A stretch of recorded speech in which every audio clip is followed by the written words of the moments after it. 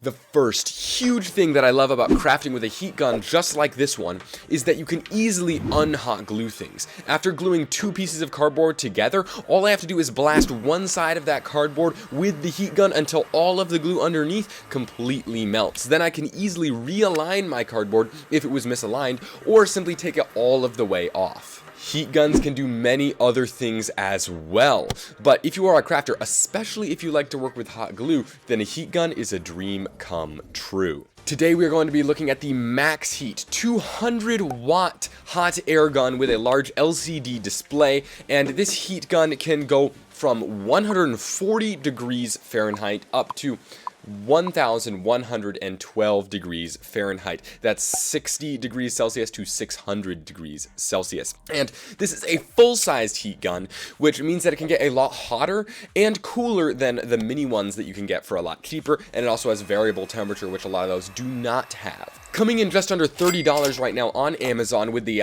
coupon that you can apply there. This is an extremely competitively priced heat gun, but there are still a few options that are cheaper. So is it worth buying this MaxxHEAT heat gun? Starting off with the construction, this heat gun's made out of a really durable plastic, and I feel like it's a really solid tool. The one thing I want to note on here is that around the trigger, the plastic is not really rounded very much. So sometimes when I'm sliding my hand along there or up and down, it just feels oddly sharp. It also has a nice metal tip, just like most heat guns. It actually looks pretty cool on this one. And that metal actually goes way down into the heat gun to protect the plastic from getting melted while you are heating stuff up. On the back of the heat gun, we are going to find its biggest feature, and that is the screen. The screen is really easy to see from all angles except upwards at the bottom of the screen, and it flickers a little bit sometimes when I'm looking at it, and it lets you see the exact temperature that you're outputting from the heat gun. Of course, once it comes out into the air, it cools down a lot, so it's not really a perfect representation. Now, like I said, this heat gun goes from 140 to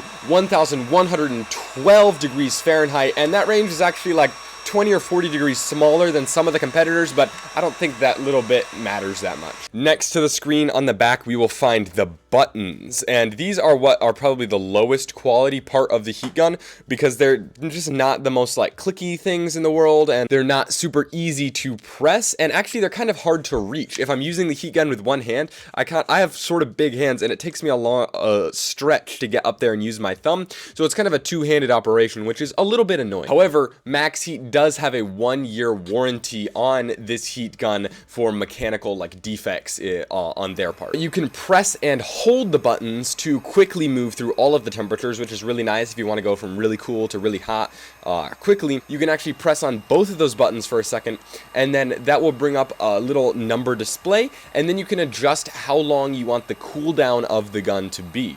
So normally it cools down for 10 seconds, but if I moved it up to 20 and then turn the heat gun off, then it would cool down for 20 seconds. To change the fan speed, you're going to use the switch down here, and right now it's off. If I switch it to level 1, I get 250 on the fan speed, and then if I switch to level 2, it goes to 500, so theoretically double. It doesn't always feel like it's double though out here. And the switch is really clicky and easy to use and easy to reach, which is nice. Each setting remembers the temperature that it was most recently set to. So if you turn the heat gun off, you can easily pick back up right where you left off, or if you change from one setting to another, it'll remember what heat you had to go along with that setting. Now, the memory is great, but like I said, the fan speed, it seems like it's a little bit on the lower side. I have another heat gun that felt like it blew a little harder, even though on the spec, they blew the same amount of air. This kit also comes with some attachments. We have a reflector nozzle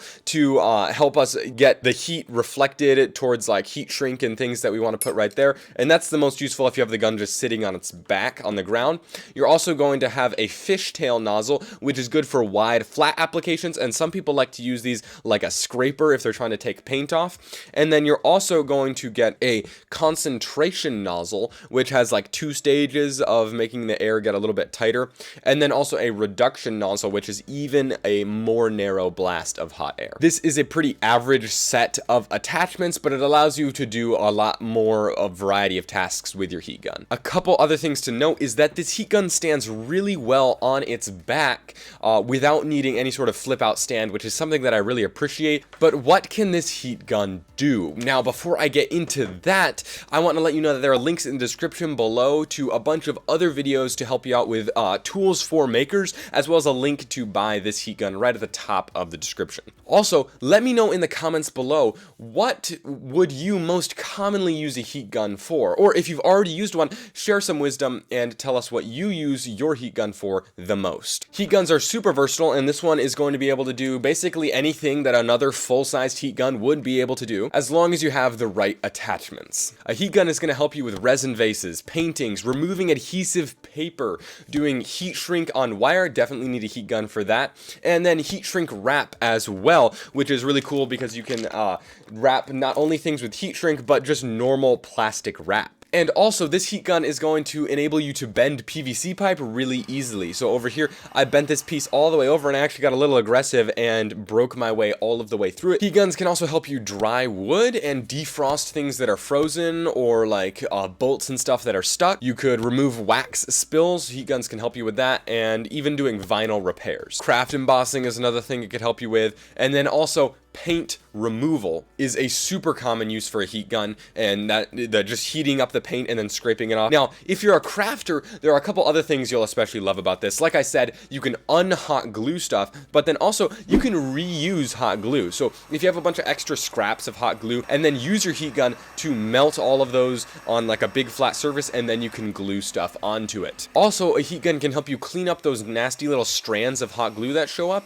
by remelting them and sort of putting them back into the nice clean bead of hot glue. Just when you do this, you have to be really careful that you don't melt it so much that you like disassemble your entire glued creation. Heat guns are also really useful for bending plastics, not only PVC, but any sort of thing that you want to use in your project. But also, you can use a heat gun to dry your glue faster, and I do this sometimes when I'm trying to make strong cardboard pieces, and I coat them in like wood glue, and then if I want it to dry super fast, I can blast it with the heat gun. It doesn't always look the best, but it dries a lot faster. And like I mentioned earlier, you can even use saran wrap to plastic wrap things, and my favorite part about this is I could pull a really good prank on someone and act like it was brand new when really I just plastic wrapped it myself. I'm about to get into whether or not you should buy this heat gun, but I want to be completely transparent here and let you know that MaxxHEAT did send me this heat gun for the purpose of review, but I can say whatever I want in this video, and I'm not getting paid to do this review. But if we're just meeting, my name is Eli Tennant, and this is Maker Brain,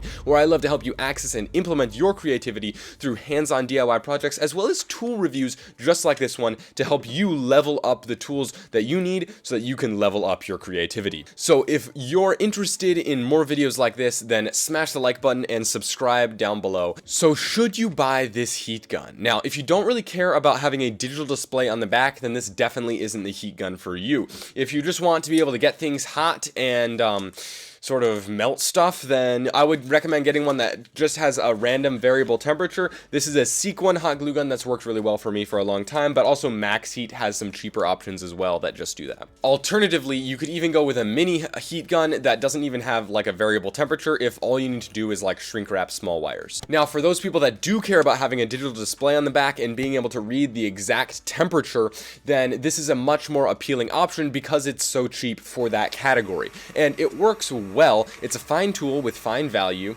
and if you're on a tight budget or don't plan on using your heat gun very much, then I think this is a good option for you. But keep in mind, there are still a few other even cheaper options that do have a digital display. Now, if you have a bigger budget, then you could obviously get a little bit more with your heat gun. You might actually get like some scrapers and spatulas with that heat gun if you want to do paint removal, or you just get like more variable fan speed like within the digital display display, or you might get just more options and like memory settings in your heat gun. Also, some of those more premium guns might have better buttons, which are just nicer to press, and could potentially last longer. Either way, I doubt you'll be disappointed with this glue gun, but I doubt you'll be impressed either. It's sort of middle of the road for this category. But if you really want to level up your crafts and creative ability, you're going to need more tools than just a heat gun, but they don't have to break your budget. So the next video you should watch is right here, where I review a super cheap rotary tool from Amazon that actually works really well.